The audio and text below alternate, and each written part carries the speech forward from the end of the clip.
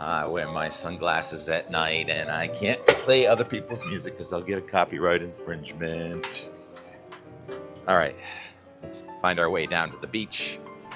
And we're day 2 at Daytona, where the sun is shining and there's a front right over us. It's the same front that extends from New England all the way down to the coast of Florida. And it is still pouring outside in parts of New England. The rain did shift to the west yesterday, so that NAM forecast from 60 hours ago now, or was it 48, showing the heaviest rain over southwestern Connecticut, pretty close. Here's the Cocoa Raz, and in west central Connecticut now, we've had 5.43 inches of rain in Bristol, Connecticut. That's not the most. It's a dead heat tied for the most with Conway, Massachusetts, also coming in with 5.43 inches of rain since it began back on Friday. So this is day, let's see, Friday, Saturday, Sunday, Monday. Day 5 of this weather system. Day 5 of me being in a different spot, coming out a different door. And southern New Hampshire kind of stayed static in the 2 to 4 inch range. Boston stayed static, and Cape Cod in the last, since yesterday, the rain shifted west. And so the Cape and Boston area is still at about an inch of rain. Phil, content or content? Phil in Plymouth says, yeah, it's pretty nice here. It's about 70 degrees. The sun's trying to break through. So there's the same front stalled from New England to Florida. And here's the regional temperature map. As I go to the water, we'll look at the waves for a second. And I don't have to talk really loud. I got to get over that I don't have to talk loud because my microphone works so well. And the regional temperature map shows the 40s with a stiff breeze from the east on the coast of Maine. And then in southeastern Massachusetts, there near you, Phil, the temperature and dew point in the low 60s. So that is the boundary over southern New England. Warmer, less dense air rises over the top of the cooler, more dense air. It's overrunning, but that's only one of the dynamics causing this precipitation. Would you like to hear a really technical meteorological explanation for some of the heavy rain in western New England? Mitch, Vermontster there in Reedsboro, Vermont. He's a meteorologist, loves snow, but also is so informed and educational. He says we've experienced a hydraulic jump where it was a shallow laminar flow, fairly smooth, low level moisture and steady rain. And the hydraulic jump turned it into a non-laminar flow, which is much more turbulent, deeper, and causes more uplift. And uplift causes cooling, condensation, and heavy rain. Thank you for that high-tech explanation, Mitch. Here's the surface analysis from this morning. Actually, let's use the 2 p.m. WPC analysis. I talk about where the occluded front meets the warm front, meets the cold front. That's called a triple point. So we have an occluded low, about 1,000, I can't remember. It's in the thousands. It's not that strong, 1,002 maybe. And then there's a triple point there from Philadelphia to New York City. And that triple point moving right into southwestern New England, causing more heavy rain today. And the front extends all the way down here into North Florida. And then there's a whole new weather system that came in off the Pacific a couple of days ago that's bringing really heavy weather and severe storms to start the day in Texas, and a snowstorm in Utah moving into Colorado. Matthew Johnson got this imagery from Solitude. I believe that was this morning or late yesterday. 7 inches of snow at Solitude. And the forecast for Colorado, if only we had mountains to 8,000 feet. The snow level coming down dramatically from 8,000 to 7,000 feet, with up to 20 inches of snow forecast for the mountains of Colorado. All my skiing friends that refuse to give up the season are looking at that. Well, that storm is going to get here on Friday. We're going to have a brief intermission between storms, though. tomorrow and Thursday. So let's go to this current storm, the NAM. It's doing an okay job saying we're going to get heavy rain. We're just not sure where it's going to end up.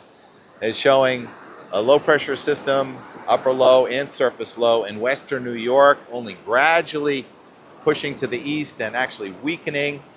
We got to get the wind to shift around. As long as there's wind from the east and the northeast and eastern New England, we're going to stay wet, cool, and that's the forecast for today. North of the front, Boston and points north, cool and wet with these downpours coming and going. And you see them moving to the north, and then they can kind of let up, and then tonight a new little line forms and comes to the east. And that's actually going to be the front that's going to cause the wind shift. So once that rain gets through here late tonight, tomorrow morning, now we're starting to dry it out. Now the wind is starting to come in from the west tomorrow afternoon, and we're going to break holes in the clouds, and it's going to stop raining for most of New England by tomorrow afternoon, tomorrow night. And then Thursday, this is a product that goes out to 2 p.m. on Thursday. And look, it's not raining. Thursday looks like a nice day. Mow your 6-inch lawn if you can get through the muck and mud. And there's the 540 line up top, and there's really not much going on. A tiny bit of snow there, very tiny bit there north of Maine on Thursday. So yeah, this is the system that 10 days ago said it was supposed to be snow in the higher elevations in New England. Oops! And no, it is not Raytheon causing the weather or the weather problems. It's Mother Nature being unpredictable is what it is. We still don't have a really good grip on forecasting the fine-tuning of details. While everything else in life you can pretty much set a clock to, you cannot do it to Mother Nature. Where are my birds this morning? QPF, how much rainfall? In addition to the 2 to 5 we've had in spots, well, it's no longer 2 to 5 more inches, but here it is. You can make out the circulation of the upper low on the left side there near Buffalo. There's that circulation with flow coming in from the south at most levels of the atmosphere, overriding the cooler air. And there is the stripes of rain. It looks like Boston gets the least amount, and also northwestern Vermont gets the least amount, but right in the middle, right there, and especially the Pioneer Valley of Massachusetts, north along the Connecticut River to southwestern New Hampshire, southeastern Vermont, that's another 2 inches. So Conway, Massachusetts may end up with close to 7 inches of rain since Friday. Less than a week, we get 5 weeks worth of rain. Yeah, I hear a lot of talk about drought. I guess some of us are kind of dry, but I don't think there's a drought. What else was I want to talk about? Jim Cantore tweeting this morning about the snow. What do you say, Tahoe's? They got a foot of snow or something like that. And also about the severe weather ongoing in Texas. So that severe weather in Texas is going to tend to weaken and come in our direction. Here's the Severe Storm Prediction Center outlook for today, that West Texas energy moves to East Texas, and underneath our approaching upper level low, where there was some severe weather yesterday in Virginia, there may be a little bit more coming into Pennsylvania today, and we have a chance for a thunderstorm in parts of New England, but not expecting severe weather. All right, let's go to the GFS, take it out for 10 days. No, the satellite. Sorry, I want to show the satellite first, because the satellite shows that upper level low. It's finally clearing in Louisville. The upper level low is now out there over Ohio, and you can see the cloud coming up from east of Florida all the way spinning into New England. So there's going to be a dry break on the backside of this upper level low late tomorrow. Here's the GFS. And our occluded low goes to the north. Our triple point low comes right over us with more downpours today and tonight. And then finally, mercifully, the wind is going to come in from the west. That's going to cause the temperature to come up. And most of New England will probably back to near 70 tomorrow. Eastern Maine sees the wind shift last. And we're watching now this next system breaking into pieces out of Texas. Part of it looks like it's going to go up to the Ohio River Valley. The other part looks like it's going to go along the Gulf Coast states. And while we dry it out briefly here and get a west wind, all of a sudden, even though it's a much warmer air mass, there is another cold front coming at us from the north on Friday. No longer seeing, well, the 540 is there, isn't it, in New York and Pennsylvania? And there is a surface low, isn't there? Friday, May 9th, but it does not look like they're going to connect, and it does not look like any snow, just a cold rain returning On Friday afternoon, Friday night, looking like a little bit of a nor'easter going by Cape Cod on Saturday. Oh boy. This GFS is a little bit optimistic that it will clear out on Saturday afternoon and dry out with a wind coming instead of from the east, from the west by late Saturday. But some of the other guidance says it's going to stay wet all Saturday in much of southern and eastern New England, while northern and western New England dries out. And then Sunday and Monday, it looks like we may have a couple of days in a row where it's hardly raining at all anywhere. And then a high pressure system building to our south will send in warmer air, but here comes another cold front from the north on Monday, and now we get the wind coming back in from the east again next Tuesday or so.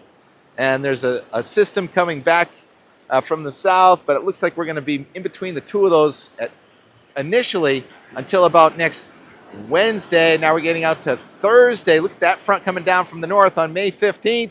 It's another cold high to our north with a onshore flow developing in the front right over us. Not cold enough for snow, but cool enough for a chilly, at least few showers coming in here.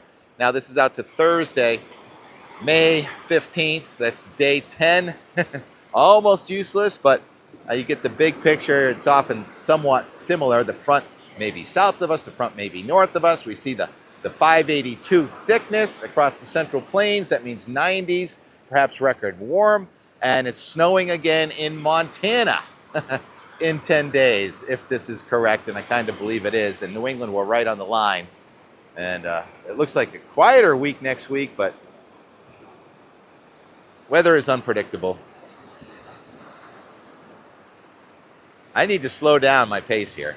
Where have we been? I was in Vermont for a couple of weeks, then went to the Kentucky Derby. Now, it was a real special occasion. All right, that's it for the weather.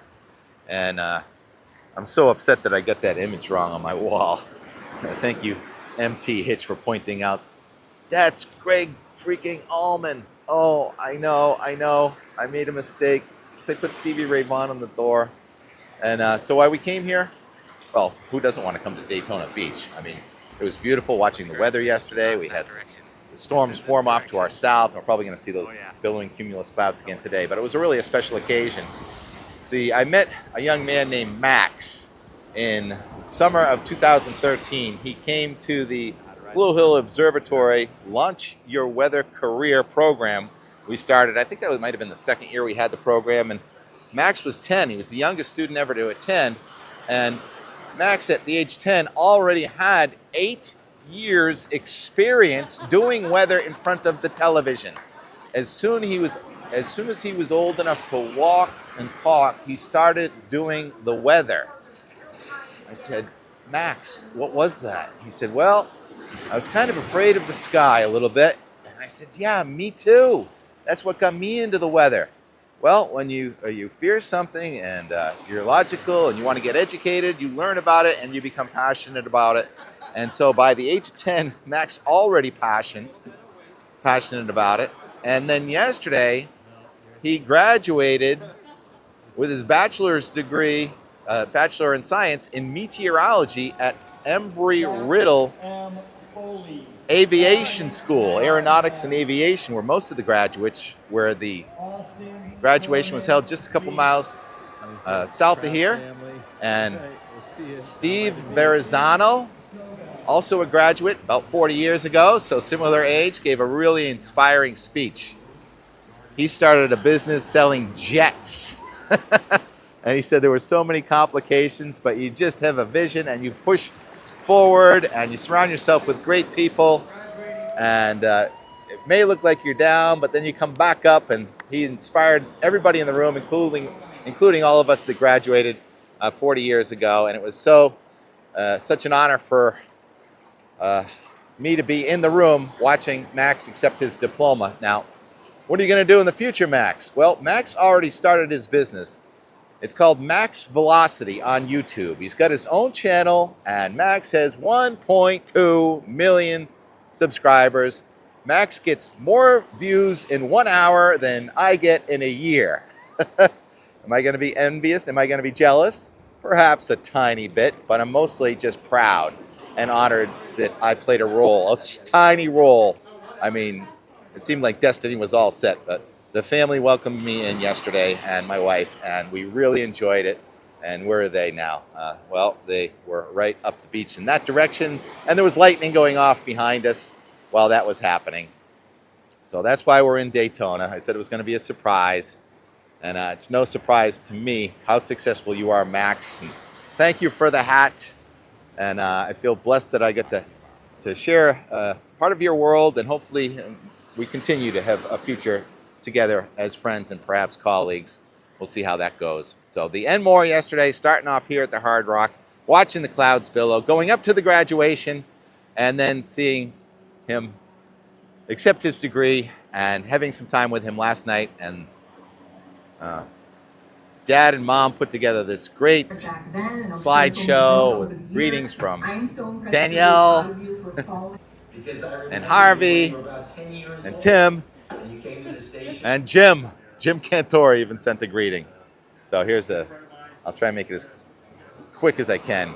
And more from Daytona Beach, Florida, here on Monday and Tuesday, May 5th and 6th. And what door tomorrow? I'm not even sure, but Lord willing, we'll be out another door. And more. 2:30 p.m. update in the sunshine right now, Daytona Beach. Air is sinking over the water, which makes sense. You get some fibrous cumulus clouds trying to shed a few raindrops. You look to the north, the air down near the ground with the heating of the days coming from the east and then going up and making the cumulus cloud. And right over the Hard Rock Cafe, we've got a break, a little sinking air there. But then to the southwest, we've got the first chunky cumulus, and we are getting hit by a raindrop right now. And the first cumulonimbus, the tall, chunky clouds, the air up in the sky going toward the west, and then it comes down and around. So it's a sea breeze front, little upper level energy, a surface front, and we have the first bubbling cumulus and some rain clouds. How's it gonna go for the graduation is the big question. I ain't scared. Oh yeah, that looks fun. Hey, you're not even pedaling. How do you do that? So look at this. Talk about beach parking. You got traffic lanes. Come right down on the beach, park your car right in the sand. Show us this in New England. Well, actually, you can do this in some spots. You used to be able to do that at Chapin Beach. Remember that in the good old days? That's an appropriate name right there. Sea Breeze Beach Rentals. And boy, do we have a sea breeze right now. See the flag coming in from the east. Cloud is moving toward the west. Circulation, updraft, and we've got a real intense downpour now just south of Daytona Beach. It's changing by the second. Almost a little shelf cloud trying to develop, and there is the slight risk of a scattered severe thunderstorm this afternoon. That's the rising air, and then there's perfectly sinking air right there, not a cloud in the sky right here, there. Just so you don't get bored while you're waiting for the elevator. Farrah's keeping us company. Amen. Gorgeous. Looks like a bird, doesn't it? I forget what it's called. Is it called the Bird of Paradise? Heading south to the cumulus and the breeze. And it looks like it cleared up just in time for a graduation. Strolling down Ocean Boulevard, Maui Nix. Cool. Wow, that place looks pretty grand. I heard it's brand new. Daytona Grand. What's that? Chet just missing the moon. All right. May miss the moon, but watch out for the building. You have arrived at your destination, Ocean Center, Daytona Beach. Congratulations, Embry-Riddle University, class of 2025. Somewhere in there. Is it indoors? Oh, what is that thing? I don't mean the cloud. I mean that thing going round and round. Are there humans in that? I would not be able to do that. All right. Are we going indoors? I guess we are. Just gorgeous clouds. All right, we're there, I guess. Air conditioning is on. Ocean Center, Daytona Beach. I haven't seen Max since 2013. And now I get to watch him go up on a stage. Kyle Joseph Penta, graduating summa cum laude.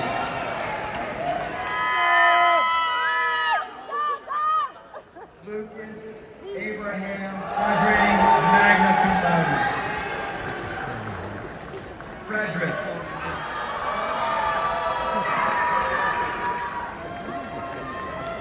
Maxwell Wesley Valley. Austin, Norman, Lee. There's the crowd family. All right, we'll see you down by the beach. And back out into the day. But the day is not over. Oh yeah, it was cold in there with the air conditioning. Max Velocity, you just graduated with your bachelor's in meteorology. What are you gonna do next? I'm going to Daytona Lagoon. Not really. Going down the beach, celebrate. See TK for the first time in several years. 10 years. Magical sky up there in the west. Muscular rays. As we go to the surprise graduation. There's actually a little bit of rain falling. Dinner time here at Max Velocity graduation celebration. But TK is going out the door for more. That's what I always do. And we're high above the decaying diurnal cumulonimbus. Look at that. So the reflection of the setting sun behind us, illuminating the ocean beneath us. 10 stories above, Daytona Beach, Florida, where I am so grateful to be a participant at the Max Velocity graduation celebration. Thank you all for watching today. There's always going to be more and more and more. Look at those waves. You see the little thin spot in the sand right there? That's where the water comes up and then it goes out, and that will be a rip current right there. And we're looking down and we're a little bit afraid of heights. And how about a time lapse of the weather in Weymouth, where I believe it was gray all day.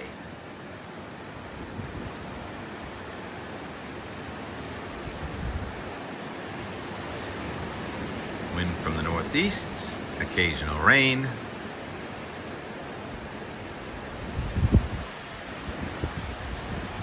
And Cape Cod. The very same view where TK grew up, watching the weather, looking south. I'm not sure whether the clouds are coming from left to right or right to left, because Cape Cod was right under the front. Perhaps the sun even came out for a moment today. Do not know. You never know what's going to happen tomorrow. Cherish today. Thanks for watching. How do you like my new hat? So grateful. Talk to you tomorrow. Check it out, a beautiful day here in Starkville, Mississippi. I'd like to say I'm responsible for this. It's kind of like a day from Vermont. Hey Max, how you doing? This is Jim Cantore from the Weather Channel. Just wanted to congratulate you on coming and becoming one of us. That's awesome, dude. That's really awesome. Love the name, creative. I'm sure you worked hard down there at Embry-Riddle, but Tim's a good friend of mine. He says, man, you gotta hook this kid up. So that's exactly what I'm doing. Listen, man, congratulations, and we'll see you out there in the next big one, brother. In the meantime, I hope you're enjoying a day like this.